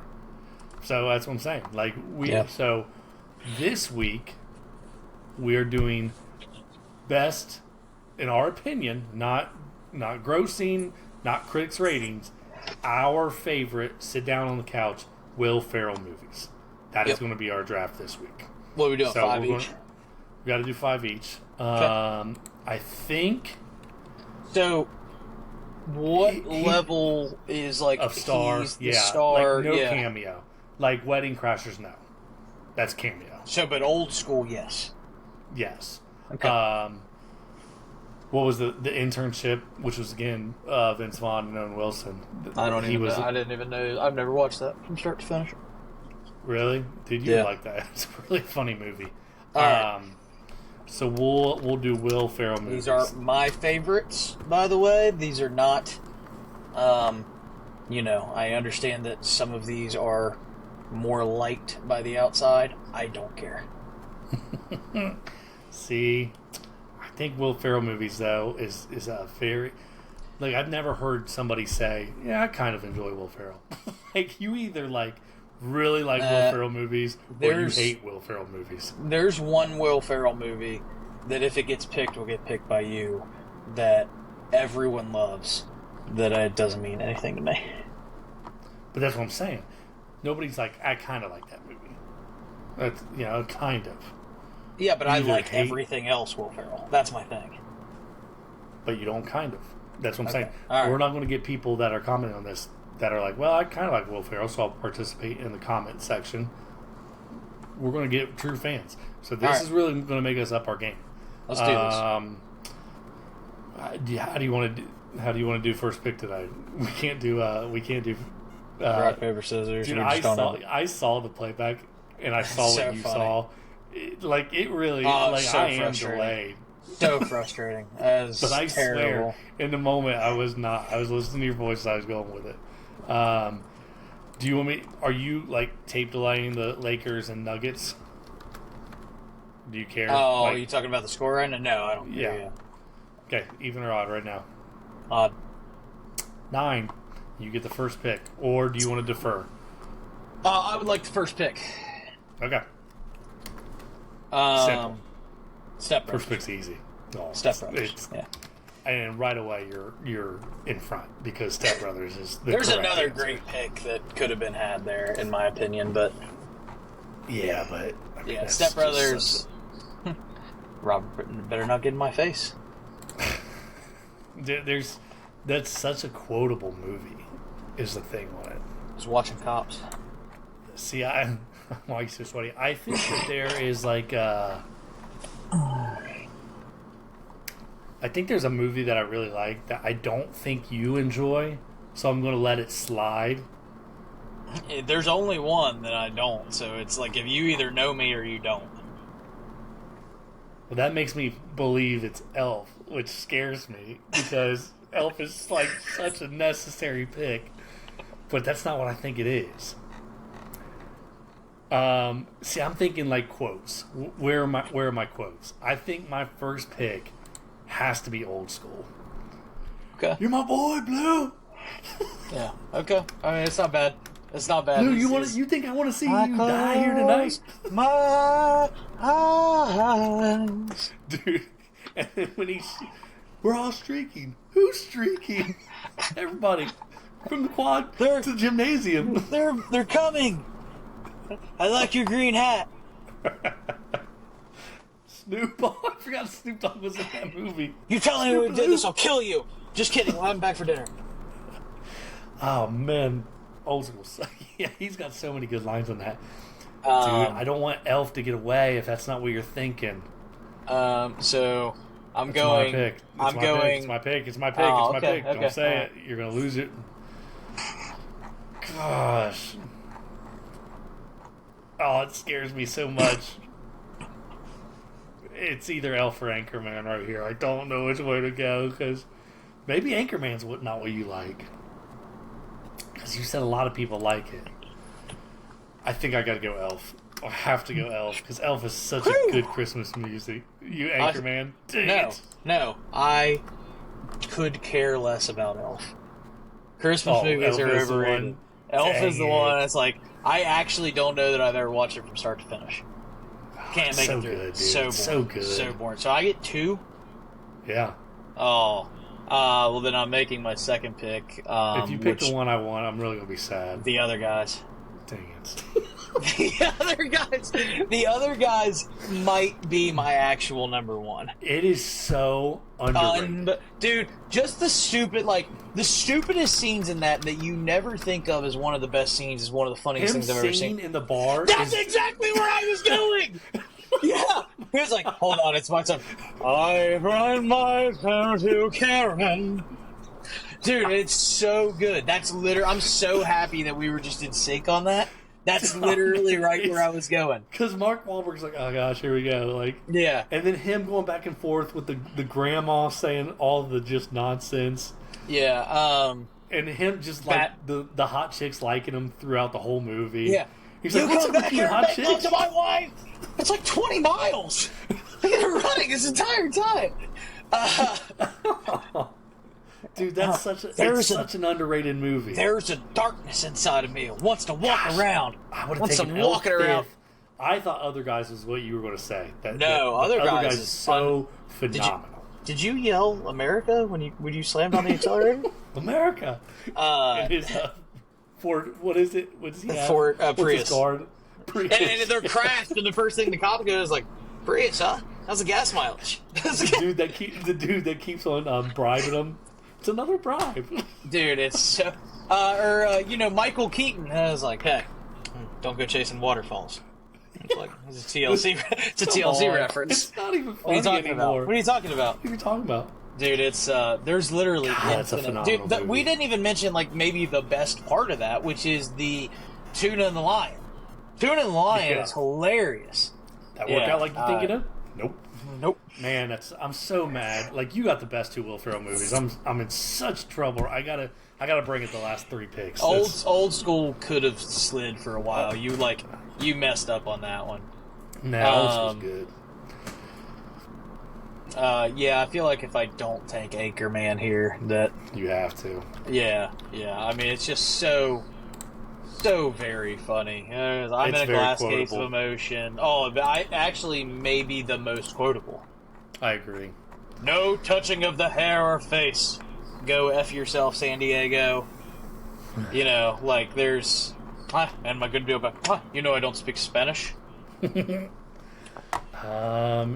Semi-Pro's really grown on me over the past years. Semi-Pro's really good. Not where I would go, but Semi-Pro's good. Alright, here's what I'm going to do. There's a movie, by the way, that's not going to get picked that I think is like really underrated. It's called Eurovision. Him and Rachel McAdams, and it came out on Netflix. I don't know if I've ever seen it. So dumb. It's so dumb, but it's like it hits my funny spot. I'm going to go with Ricky Bobby and Talladega Nights. Dang it. That was... You got to. I mean, it's just such a necessity. That one hurt. That one hurts a lot. I think not last, this is my 4th pick. Another good Mark Wahlberg Will Ferrell movie. I'm going to go with Daddy's Home. Oh, get out of here. Yeah, dude, it's so funny. A terrible, terrible pick. Like, I've won this by such... So I get the last 2, is that what you're telling me? I got one more. Oh, okay. Wait, 2. I thought you just took... Old School, Elf, Talladega Nights, Daddy's Home. Oh, no, these are my last 2. Yeah, correct. This is difficult. because there's some older ones that are not going to resonate. I'll tell you what. There's a joke that I can't repeat on here that is one of the funniest jokes I've ever heard in my entire life. There's a couple. I'm going with The Campaign. Yeah. There's a couple jokes on that. It's very raunchy. That's a very raunchy movie. Dude, when Galifianakis gets his son to call him daddy, mm-hmm. and they ask Will Ferrell what he wants to do, I'm not gonna say that. Yeah. But it's like, and Sudeikis plays it off so amazing because he's like, yeah, exactly. Wait, what? He's like, he heard what he said. So, and now, like, see, the thing is, I want to cover my bases because it would be very easy to go, in my opinion, Blades of Glory. I agree. Right? That would be the easy pick. Good movie. It's there's nothing. Chaz Michaels is very funny, but it just doesn't do it for me personally. And I would not say that's one of my top 10. I'll tell you what I actually really enjoyed, and it's really off the board, is Land of the Lost with him and Danny McBride. It's not bad. No, I don't know if I would put it in top 10. God, I hope I get it. I hope I get it. How many people does he need? All right, I'm going way back. Night at the Roxbury. Dang it. Dude, come on. There's so many great moments. The Mighty Duckman, I swear to God. Emilio Estevez. Mighty Duckman. God, that was going to be my pick. That's the sound of the ambulance coming to pick my heart up off the floor. Get my view. Yeah, I was going to say, you're blurry. Are you recording? Yeah. Oh, okay. I was a little worried there for a second. There's no timer. It's weird. Here we go. Oh, there's a timer. I got it. No, we're good. Okay, so here's where I'm at. Because Night at the Roxbury, I thought that was going to sneak in just now. Yep. Nope. I thought that was going to sneak in. I've won this. You got the early rounds, but I think I'm all right. You get 2 here or 1? 1. Here's where I'm at. I think Austin Powers, I feel, is a cameo. Dude, even though it 100% is, but it's also so funny. So funny. So fun. All right. The 3 questions. I think that I can stand. I'm in quite some pain. Where is he? I don't never tell you. Where is he? You have to kill me first. Where is he? All right, he's over there. Yeah. Like, that was easy. It's a cameo, though. I feel like it's a cameo. Yeah, but is Zoolander a cameo? Borderline. Yeah, right? Like, I'll give you the 3 I'm at. Because I agree, Blades of Glory is a easy pick right here, I feel like. But that's not where I'm at. I'm at the Lego Movie. Because I think he's great in that. Yep. Semi-Pro. Yep. Because I think that's one of those movies that grows on you more. You see it. And he didn't call you a jive turkey. He called you and Get Hard. I think Get Hard's a good movie. Get Hard's not bad. Especially, I love when he's showing the gang how he can make money. And they're like, wow, is yours really rolling up on them fools? He was like, well, metaphorically. You know what is also not bad? Megamind is funny. Megamind's decent. I don't like it as much as Lego Movie, though. Yeah, but he's not the best part of Lego Movie, not even close to me. I agree. Yeah. Lego Movie's a good movie. Did you watch Strays? Will Ferrell's the best movie. No. No, I haven't watched it either. Kicking and Screaming's really underrated, dude. Oh, I forgot about that, too. You shouldn't have told me that. I forgot about that. You go back over. You give me a juice pouch. Yeah. Everybody wave bye to the juice pouch man. Pass to the Italians. I think I'm going to go with Get Hard. I think it makes the most sense. All right. Even though I think Kicking and Screaming and Semi-Pro are really funny, we could have easily gone 10 rounds on this. But I think it's a solid 5. I like my picks. I got to be honest. I'm very, very happy. I think it's pretty close. So I got Step Brothers, Anchorman, and the other guys? Yeah. Yeah, I don't know how lose this. Like, if I lose this, like, I give up faith in our listeners and they should stop listening. I don't want you to listen. I get out of here. Yeah, so you got Step Brothers, the other guys. Man, I would have taken the other guys instead of Elf. That's just, I didn't know which way you were going on that. I'm so happy because some people don't like the other guys. Which those people are bad human beings and probably should. That's what I said. It's so underrated. I think it's maybe his funniest movie. I really actually believe that. agree. I actually agree. There's people that don't like it, and I don't understand. Yeah, they're just wrong. It's because he's playing a character that he doesn't normally play. Correct. He's a which nerd. is just the. Dude, remember, because he's like. Please stop humming. Now you're going to stop me from smiling? I'm not going to do that. I'm not going to do. That's a step too far. I'm going to mask my emotions. Man, that's such a good pick. I was about to go out into the hallway and talk trash about you behind your back. And I stopped. Oh, thank you. I really. But now I'm going to tell it to your face. Man, that's Wahlberg's great in that too, dude. Like, there's nothing better than like a comedic, a non-comedically known actor who kills it in those roles. Wahlberg is one of the most versatile actors in Hollywood. I actually don't care for most of his stuff. Shooter, but he's great in that. Yeah, Shooter's all right, Shooter. but he's not doing anything special. Like 20 other guys could have been in Shooter, and you would have got Shooter. Yeah. What we should do one week is actors of a certain genre. I think you just do actors, well, yeah, because it's you have to. The only ones that you have to exclude comedy. Yeah. You have correct. to go actors and exclude comedy. Yeah. That's not. So a bad you got Step Brothers, the other guys, Anchorman, Campaign, and A Night at the Roxbury's. Solid. I'm going to tell you, as every draft we've had, I've been pretty confident. I really like your lineup here. I do. Thank but you. Old Thank School, you. Elf, Talladega Nights, Daddy's Home and Get Hard. I mean, we'll see. Yes. What is? Am I gonna be okay? You got a dart in your neck. You're crazy, man. I love you, but you're crazy, dude. His character in Old tired. School is so awesome. So funny, so funny. And what you're saying, I don't know how many people could have played that role. No.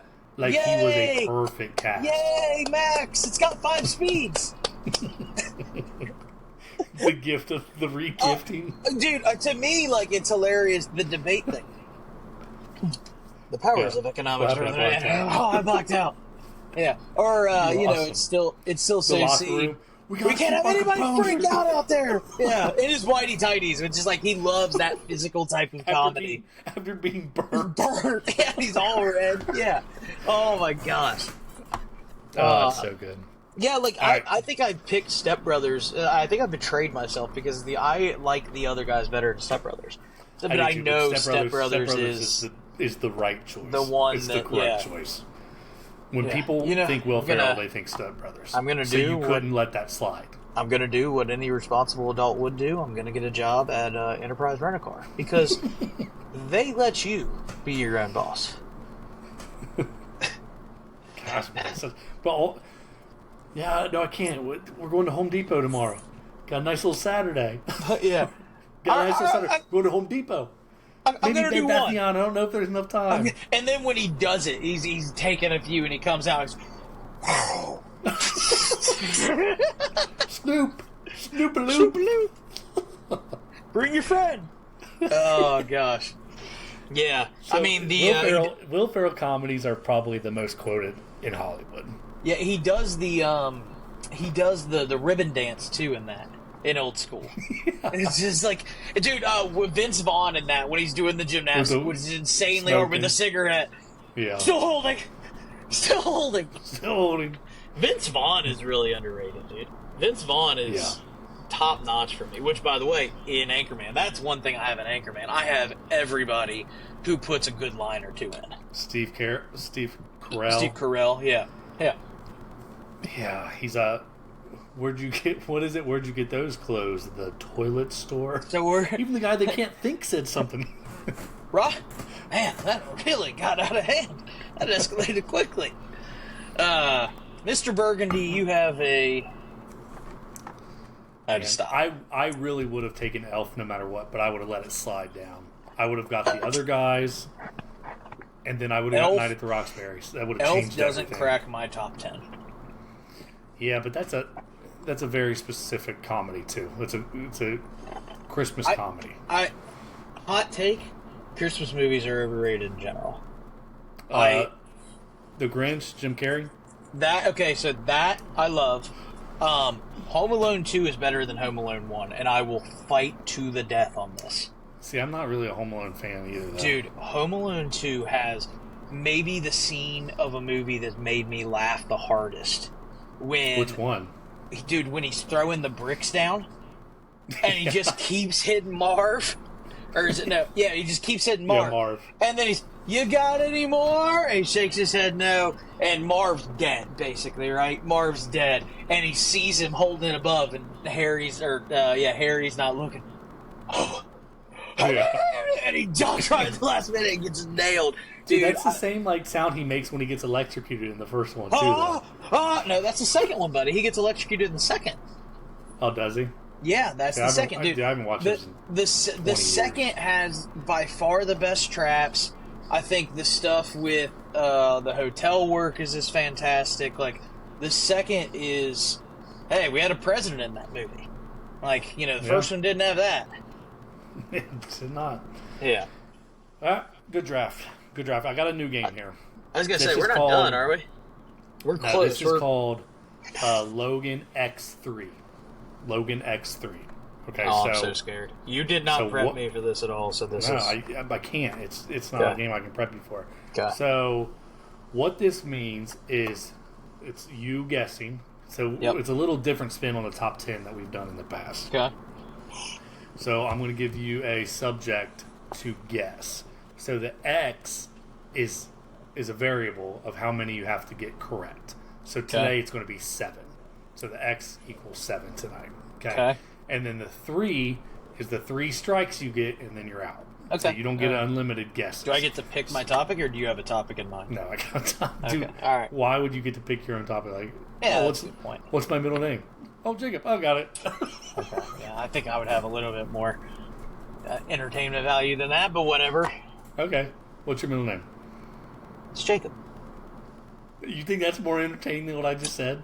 There was my mom calls me Jay to this day because of my middle name. That always confused me when me, you and Jess would be hanging out. She'd yell back to the hall.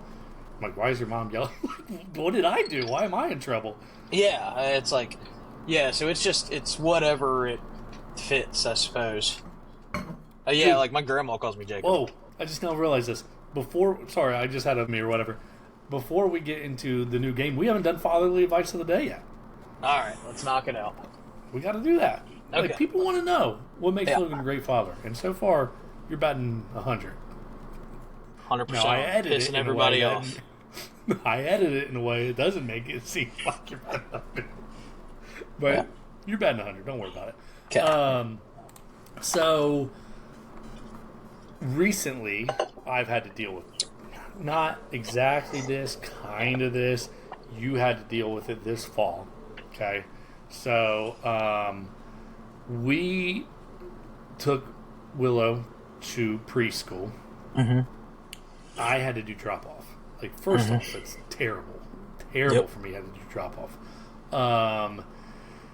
So, and then you guys obviously had to do kindergarten. So, and I'm not and I think it'll kind of lessen the blow as she goes to kindergarten because I'm used to it in preschool. But I can tell you, her clinging onto my leg and the teacher just ripping them away was one of the worst experiences of my life. I'm sure kindergarten's going to be worse because it's it's just a new feeling. Okay, so so fatherly advice time. How do you deal and prepare your child, and how do you deal with it yourself for the first day of school, specifically kindergarten? So I've been really, really fortunate with all this. She's been to great places, and we've had great teachers who make her feel incredibly comfortable. One of the greatest things about the preschool is literally, it's Jacob Miller's mom runs the preschool she went to in Bethel. And she literally greets every child, hugs them on their way in, and gives them a hug on their way out. It's a very that kind of environment. And then at school, Andy stands out front and does drop off. and literally it greets every child with a good morning in their name, good morning, and like a hug if they want it, whatever. So it's a very, welcoming environment to start, which I feel like is very strong. But man, I'm the wrong person. Like, I don't have good fatherly advice for you on this because Brooklyn was like so excited and so ready. Now, the first time we dropped her off, she like cried and she got ready, but she was excited. She was genuinely excited. Now, I would say that, having a wife as a teacher and my mother put so much time into her academic work and stuff like that, and, I am very loving toward my kids. It's like, you are never going to wonder how much I love you. And we spend a lot of time having very advanced conversations for their age, and that includes, it's like, hey, this is coming up, are you excited? And then like talking about your feelings and really trying to get them to express themselves. But yeah, man, I mean, my kid has been extremely easy so far. Did she cry the first day when we dropped her off? She clinged to my leg? No. I just, I would just, when she started to get sad, I would just give her a big hug. And I've always tried to enforce her. It's like, hey, you're strong. You got this. Deep breaths. Like, I was teaching that kid, like, how to deal with emotion from, like, probably, like, 2.5. Like, I would, like, she started crying. I was like, hey, big breath. Let's go. Like, let's cool. Like, it's so cute now when she's doing something and she's taking adversity. She will close her eyes and she'll just breathe. Like, she'll do it like she's missed a bunch of basketball shots in a row and she's like, come on, I gotta focus up. She'll do that now. So, dude, I really just think it's, people underestimate how smart these children are, for one. And they also, they underestimate what they're capable in. And I just feel like, I don't know. My main goal is these years are the most important years to teach this kind of stuff. Like, this is where their brains are growing and taking in information at way higher of a measurement than it ever will.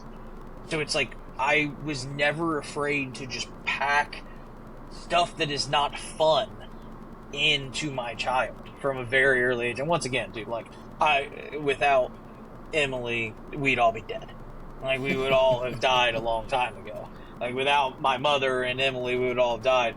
But I do take a great sense of pride in working on overcoming those moments that are challenging and stuff like that. And once again, from 2.5, we would walk down that path of, let's see how we calm down. Let's see how we get to this moment. Like, meditation is something that has become extremely, I value highly.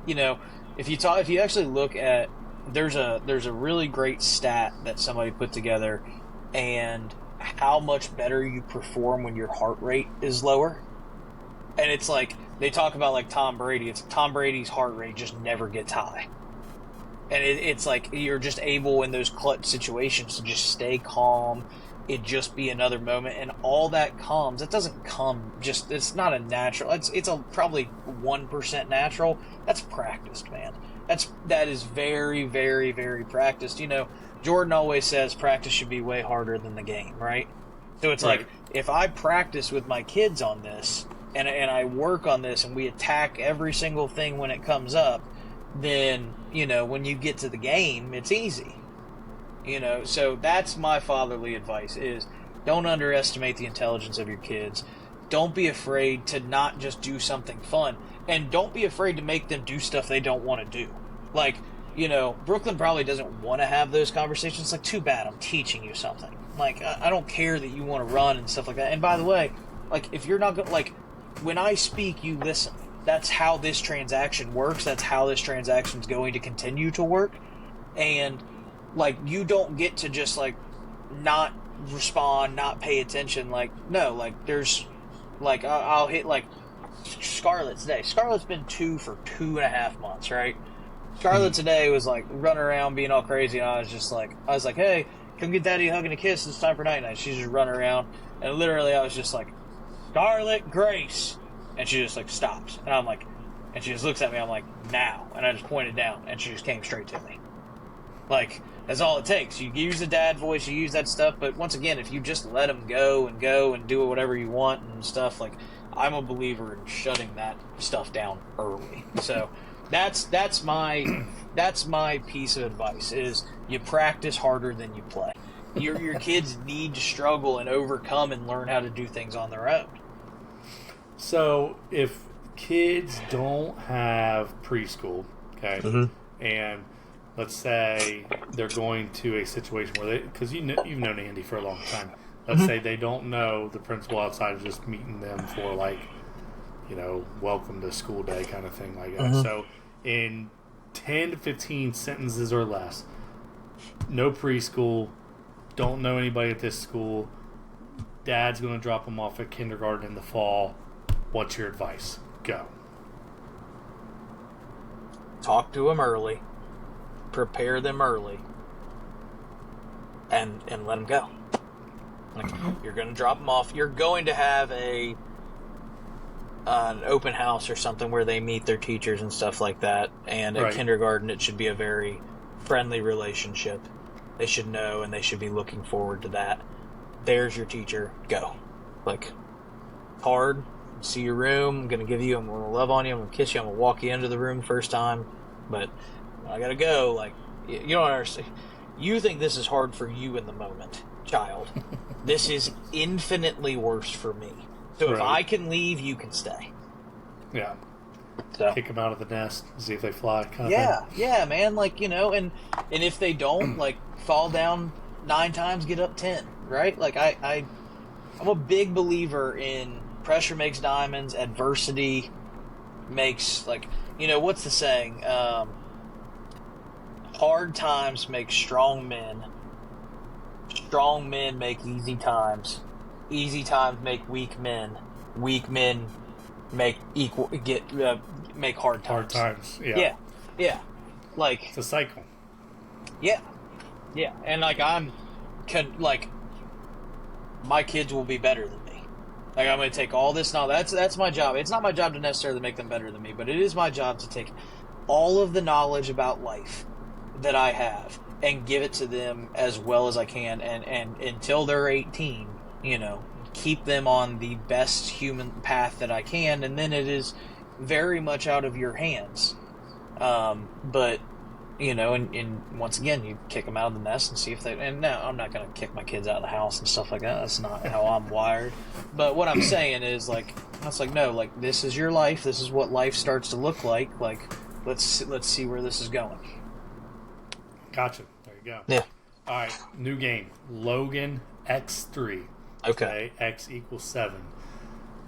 Your guesses are of land animals, so not ocean animals, of land animals, which land animals weigh the most? Which land animals weigh the most? Now, I will say that, like, obviously I'll use cat as an example. There's, like, Siamese cat or just whatever. We're not going to get that specific. It's like, yeah, it's cat. So up on the top, there's several of them, but I've condensed them down to the 7 most animals, what they weigh. Elephant. You have 3 misses. Elephant is number 1, correct. Hippopotamus is number 3. Hold on, I gotta let you think for a second because I gotta get to a. My next guess is bears.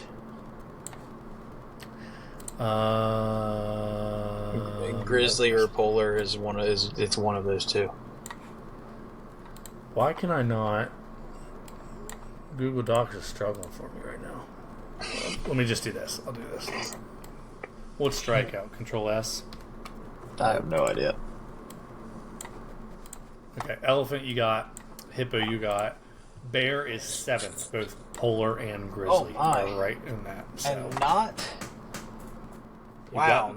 You've not got number 2, 4, 5, 6. I know, and that's concerning.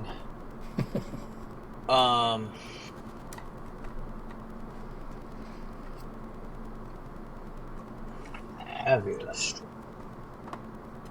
And it has to be are crocodiles and alligators land animals? I would consider them land animals, yes. And they are not on the list. I didn't pick them, so. But thanks for giving me that information.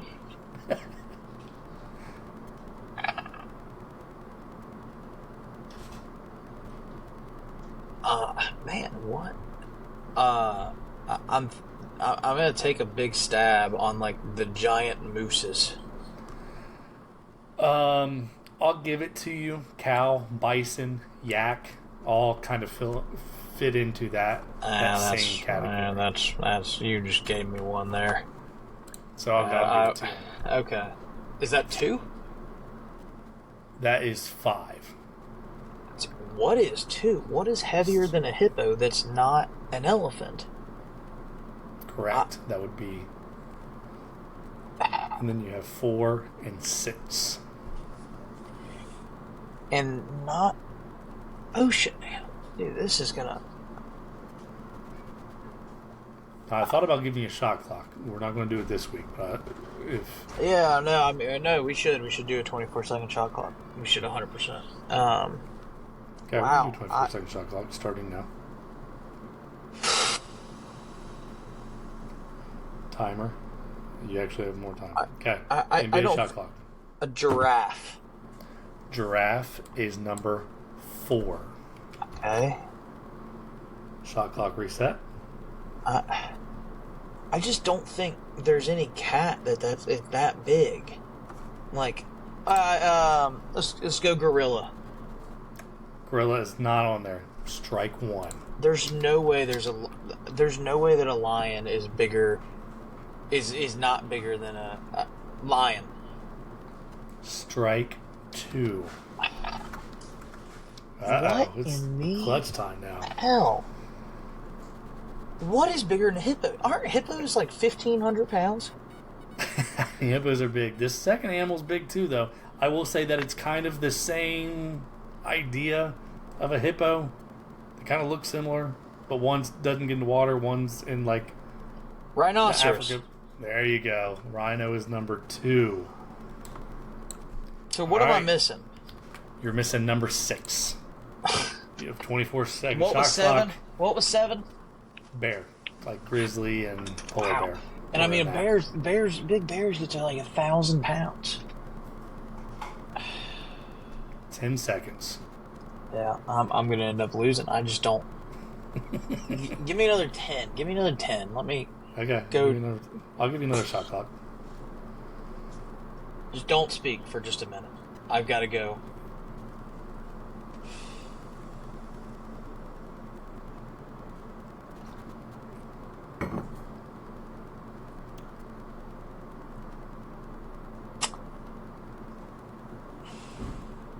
I mean, it's got. It's got to be some African desert animal that I just can't think of. You obviously lost. That's 3 strikes. Yeah. Egypt would make me think of this. Camel? Are you kidding me? Camel is number 6. Wow. I don't think they're pretty big. Elephant, rhino, hippo, giraffe, cow, bison, yak, moose combo, camel, and then bear. That is so tough. All I ever think about when I think about animals is what's like the ones you want to fight the least. And the answer gorilla would be the highest one on that. No, bear. Bear would mess up a gorilla. A grizzly bear would destroy a gorilla. Man, you think so? Gorillas are so strong. They could just snap necks. They're like, dude, like 2 things. One, the bear has knives on its hand.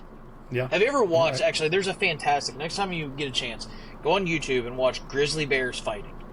Dude, it is the most brutal, crazy thing that I've ever seen. What was that dude that like lived with grizzly bears for a while and then he died?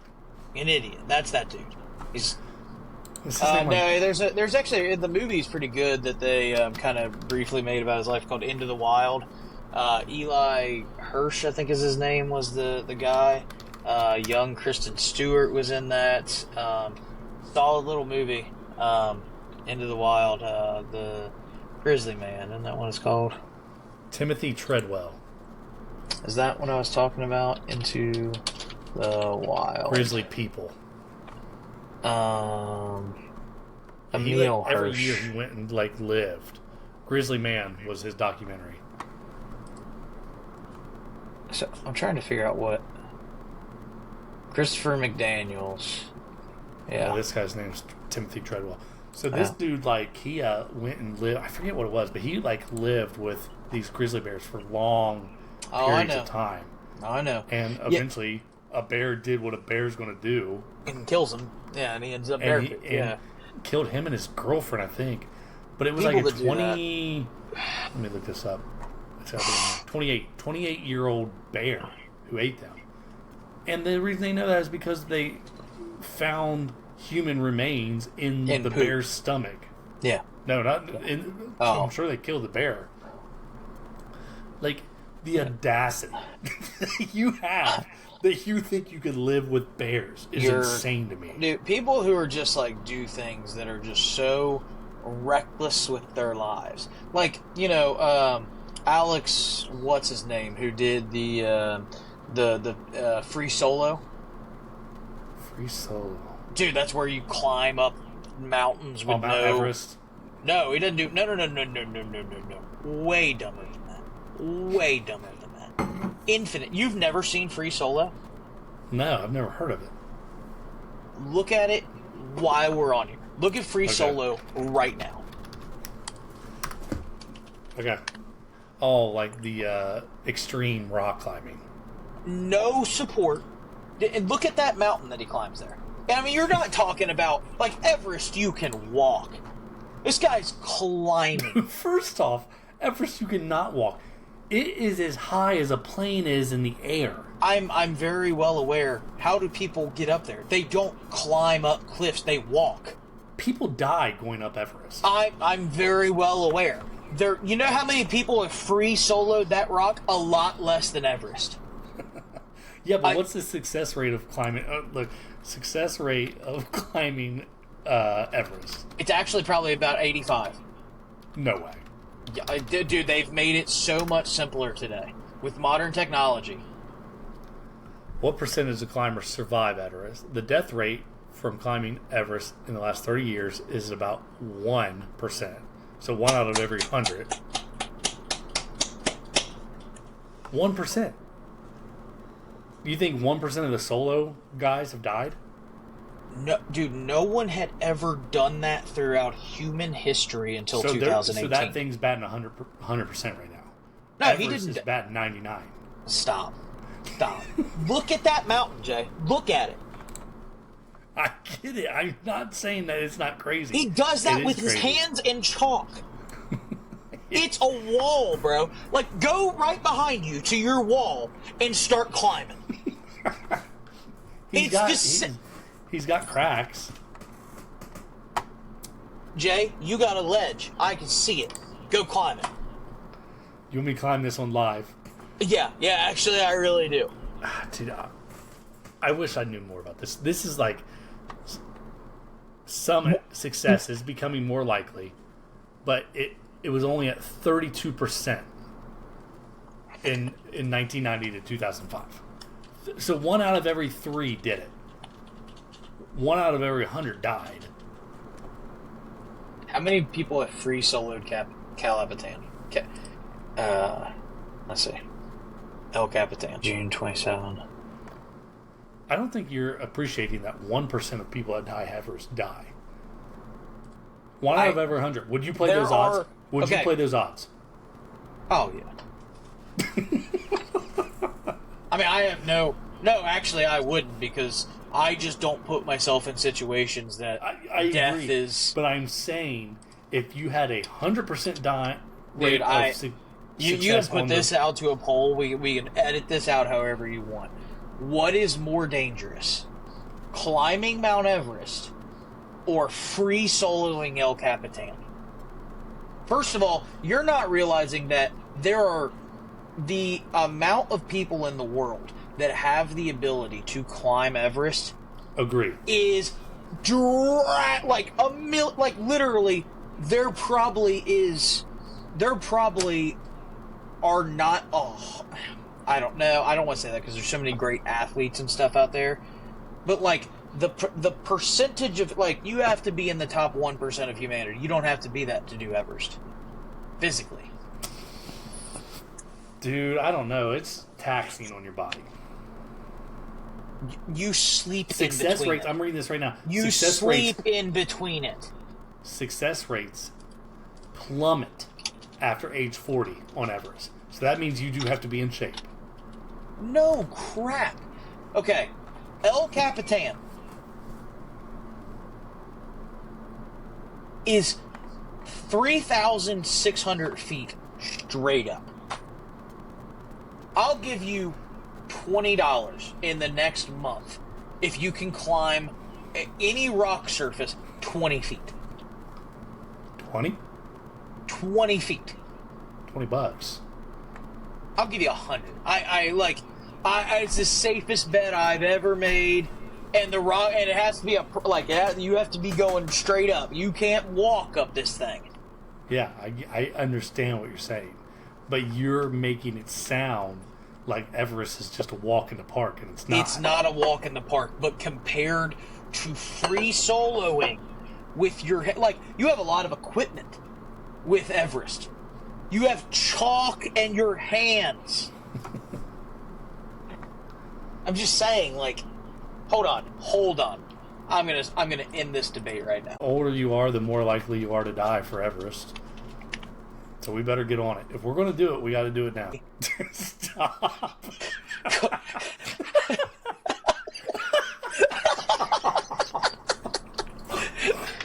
Stop, dude. That is awful. I'm just saying. Say that. You can't. I'm sorry. What kind of world do we live in? Oh my gosh. I'm guessing that's getting edited out. We'll see. Oh, that's another great Will Ferrell moment is when he comes out for surprise for Justin Bieber's roast. I never watched that. Oh, really? It's phenomenal. Yeah. But the best roast ever was inadvertent. It was who was it supposed to be? It was supposed to be Rob Lowe, and they just tore into they're a really conservative Fox pundit woman. They destroyed Ann Coulter. Oh my god! Terrible things they said to this woman. Even Peyton Manning made fun of her. Oh yeah. Peyton Manning, it was that dude. So the worst roast that I've ever heard, in my opinion, was actually. And I don't understand why she did it. I don't get the benefit of being. Apparently, they said they tried it was what's his face, the best Jeff Ross or whatever his name is. The roast master Jeff Ross. Yeah. Yeah, they were saying it's when they come in, we try to help them and do all this stuff, and she's like, no, I don't need any of that, and just bombed. And that's fine, and you just have to think that I get that she didn't want help. I understand that, and she thought she was going to be fine, but I don't understand why she even did it. I don't understand the benefit of doing that. No. Yeah, because you're a politician. You're only going to get made fun of, no matter what. Yeah. And you're a politician. You're not going to be funny enough to gain votes. I don't understand what the point of her going when there was. Yeah, dude, you laughing as hard as you did really didn't help me in getting that to keep in. So. I just wasn't expecting it. It really caught me off guard. That is one thing that I've kind of wanted to try secretly is I've always thought it's man, if I just kept track of good jokes I made, I could definitely put those into something that would be a decent stand-up routine. But you just don't keep track, and then they're gone, and then Yeah, I just think delivery matters so much too. I don't have the personality to do it. I don't feel like a lot of what I find funny is inside joke-ish stuff So, I know. I worry about that on this all the time, where we just start cracking up. Like, we're talking about our old stories, and you don't explain them in detail. It's like, whoever's listening is like, what are you talking about? Clueless. Yeah. Clueless. So, yeah, clearly, right, you ready, as the star of the show, I have that delivery. That is true. You're the sell, man. You are either what's going to make or break this podcast. Don't sell yourself short, buddy. The only reason I have make or break power is purely based on editing. Nothing else. Personality you could make me sound so much worse if you wanted to. Like, it would be do bad. it. Yeah. Oh, you already have, so you already just lied to me. All right. I have a sign-off question for you. Okay. Yep. If you're ready for it. Yep. It's about that time. I mean, I feel like week 7 was our best. We got into some stuff that people want to hear. The Will Ferrell draft is going to be our best yet. I really believe that. I felt like it was the most genuine you and I conversation, which personally is, like, I either think we have to, like, and people can let me know if you actually make it to hour 2 in 15 minutes, which no one is going to except my mother. Tracy. Yeah, thanks, Mom. Shout out. What do you think is the best part of the show? And it's either the absurdity and hilarity or the genuine conversation. This is what I was talking to Jacob Carpenter about, not to get off track real fast right at the end, but I was like, I feel like you either go all in on one thing or another. You can't be halfway, or you're mostly, but you also have the ability to go that. And that's why I think, like, when we do like half serious sports and like half funny, like, I just think that mixture is a little off. Like, we got to find a way, in my opinion, to make the sports funnier. Yeah, funny sports. We could just there was a show that did that. I forget what it is. I'll have to research it. Dan Le Batard's show, in my opinion, has like always been. I think that show's funny, but once again, it's just genuinely those guys, and they don't care what anyone else thinks about. Yeah. So, but yep, I got you. All right, you ready for your sign off? Let me prep sure our awesome sign off music. song. I got to think. What I've started to do is I've started to script questions, and then so I don't have to re-script. I just erase what we've already done. So, I'm going to go through these. I think this is a good ending for tonight because I think you're going to have a lot of thought on this. I'm interested to hear what you say. Okay, so again, thanks for stopping by, everybody. We'll get into Logan's question here.